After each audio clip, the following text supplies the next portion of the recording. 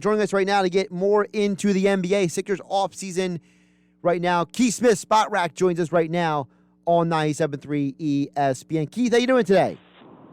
I'm doing great. Thanks for having me. Appreciate you jumping on. And I wanted to start off with this. This is the question I asked a little bit earlier in the show, and I got to ask you here. So everything's gone quiet all of a sudden. You know, all of the hubbub about Ben Simmons, about Damian Lillard. It felt like that was going on for days, and all of a sudden, everything's just gotten quiet. Keith, what does that mean, if anything? I know you want it to mean something. I'm just not sure that it does. I think sometimes quiet is just quiet. I think the major free agents are off the board. A couple of the guys who, like Dennis Schroeder, who sat out there, thought he was going to get a big payday, didn't. He's now off the board. There's only a couple kind of key guys hanging still out there. But I will say this, every once in a while when things go really quiet, that means that the teams are working. They're down to it. Now, it's usually on a deadline type situation. So draft day or NBA trade deadline day, they're not answering calls. They're really just working on putting something together. So maybe that's going on. But my guess is it's just quiet because it's quiet. How much do you also think all the noise was really legitimate noise? Like, I'm not trying to downplay anything that's out there because I generally believe that the people who are reporting things, they're reporting things for a reason. They're hearing things for a reason. I don't think I tend to believe most people who cover the league are reporting because they have legitimate things to report. But how much of it maybe was a little smokescreen? How much of it was just people stirring the pot?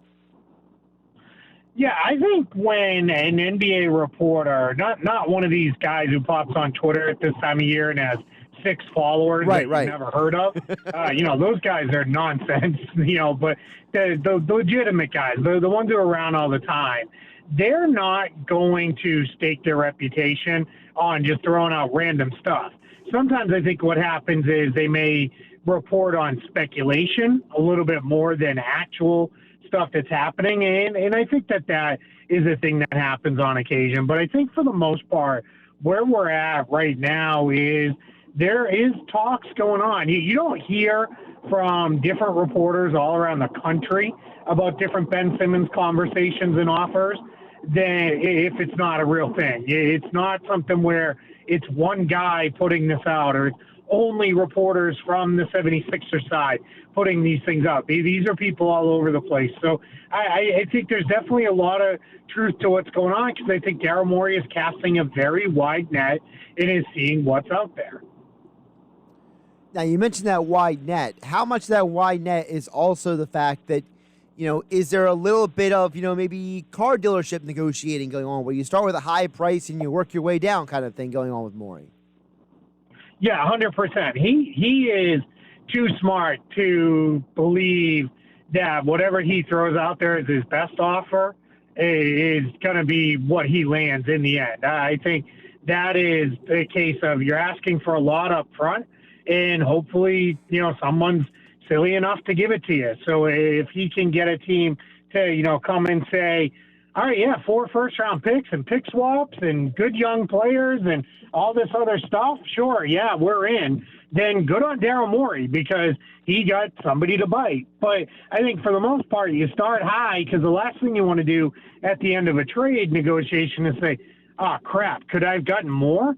So I think you're in a situation where you're really looking at it and saying, all right, we're going to ask for a lot. They're going to offer very little, and then maybe eventually we'll meet in the middle. Keith Smith joining us right here on the Sports Bash on 97.3 ESPN at Keith Smith NBA on Twitter. Check out all of his work as well as he works with Spotrac over there as well. Keith, looking at the NBA Summer League now, obviously we didn't have a Summer League last year because of all the chaos that we were dealing with in the world. And so far in the Summer League, it seems like that, there's a lot of fun players, a lot of highlights, but it's seeming like more and more that when it comes to a team, there's a team like the Sixers who has a lot of guys who are, getting even more valuable, reps in. And there are other teams like the Mavs that are basically just trying a team out there just to fill up a roster.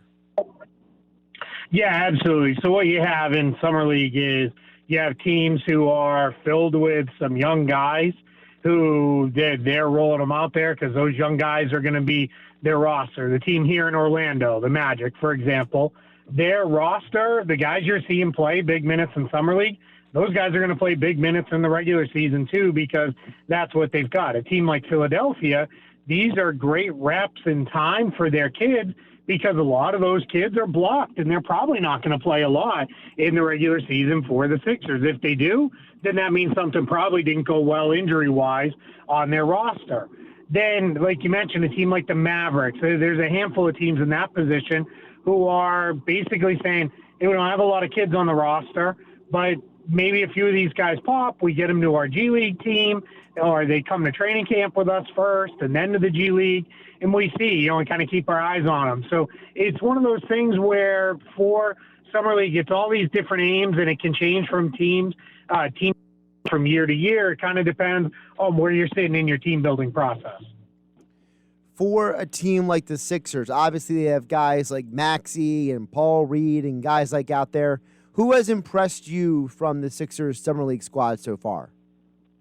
Yeah, Maxi, big time. Now, I always go back to one of my very first Summer League experiences. An executive told me, Summer League doesn't tell us who can play, but it sure can tell you who can't play.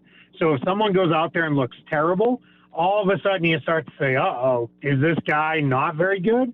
If someone goes out there and looks great, you kind of say, okay, well, that's good. And in the case of a guy like Maxi, we expect our second-year guys, and then certainly third-year guys who are getting ready to start their third-year season, to look dominant, because they've got a year or two in some cases under their belt at the NBA level. So I think Maxi showed stuff last year, flashes at times that he can play in the NBA. So it should be really no surprise that against a bunch of guys where maybe they're borderline NBA players or non-NBA players, that he's dominant. So I think he looks really good. I think a lot of their other guys have shown glimpses of what they could be, but I think most of them are showing, hey, they're right now bottom end of the roster guys who probably aren't going to play a lot for the big club, but they're going to fill out the G League team, and that they'll be there kind of break glass case of emergency type players. Stay away from the Sixers for a minute, Keith. I got to ask you, like you said, you can't read too much in the Summer League, but I'm curious about Jalen Green, because I'm watching him play. I'm watching the interviews he does. This dude literally is taking not being number one overall as like a personal slight. And there's a part of me that loves it, honestly. I love the fact that he's going out there and saying, I got something to prove to the world that I should have been number one instead of Cade Cunningham. And no offense to Cunningham, but like Green's going out there with a vengeance in Summer League, and Cunningham looks like he's almost running through the motions.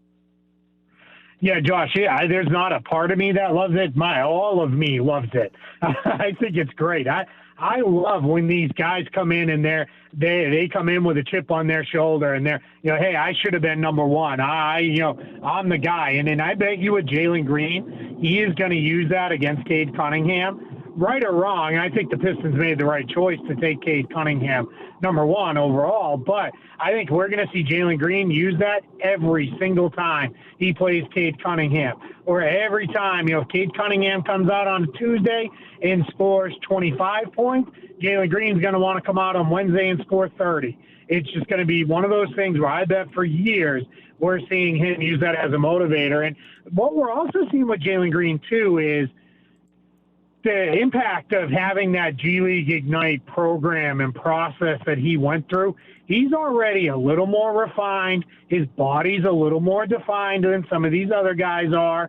His poise when he's speaking in these interviews is a little bit better. So I think we're seeing the benefit. That G League Ignite program, it's not going to be for every player. I don't think we're going to see, 50 college kids do this a year, or high school kids instead of going to college. But I think for certain guys like Jalen Green, that's absolutely the right path, and we're seeing the benefit of it for him. That was going to be my next thing before I let you go, Keith. I wanted to ask you, because you mentioned, G League Ignite. Well, now you have the NIL in college sports, where these athletes can go out there and get money. They can get sponsored. I mean, the starting quarterback of Alabama is projected to make $1 million this year in endorsement. So, like, if you're a college kid at some college, you may not get $1 million, but you can get, like a legit salary basically for the average American playing college basketball potentially. So how is that going to impact maybe the G League Ignite as well? Yeah, we're going to see. It's going to be very interesting because we also have this new overtime elite on the basketball side that's come out, and they're snagging players. They tend to be doing really well with international players and getting them in there. We saw the Australia's Next Stars program. That's where RJ Hampton and LaMelo Ball kind of came through that process. So it's going to be really interesting to see. I think personally, this is great. I want these kids to have options. College is not for everybody, and it shouldn't be. And I don't. The idea where people say, well, these guys are missing out on the chance to get an education. Well, I'm pretty sure I could take my $1 million NBA contract and pay for some summer classes and make that happen, or I can go get my education when I retire if I need to. So I'm not overly worried about that part of it. But I think that these kids are having options is the best thing for them, because now they can go different ways with their careers and make different things happen. And I think that's really great, because I think we've been shoehorned into one model here in the United States for far too long, where you look at some of these guys overseas from the time they're 14, 15 years old, whether it be in basketball or soccer, they're enrolled in an academy, and they basically spend half their day doing school and half their day, coming up through the training level in their sport of choice. So I think options are great for these guys. And college basketball is going to survive, because it's not like there's a million of these spots anyway in the G League, Ignite, or Overtime Elite. So it's kind of going to be the best of both worlds for everybody. Keith Smith, NBA on Twitter. That's Keith Smith, NBA on Twitter. Check out his work with Spotrac, also the Front Office Show podcast. And, of course, he joins us every Thursday to talk NBA right here on the Sports Bash on 97.3 ESPN. Keith, appreciate the time. Great insights. Have a good one. Thanks, Josh. I appreciate it.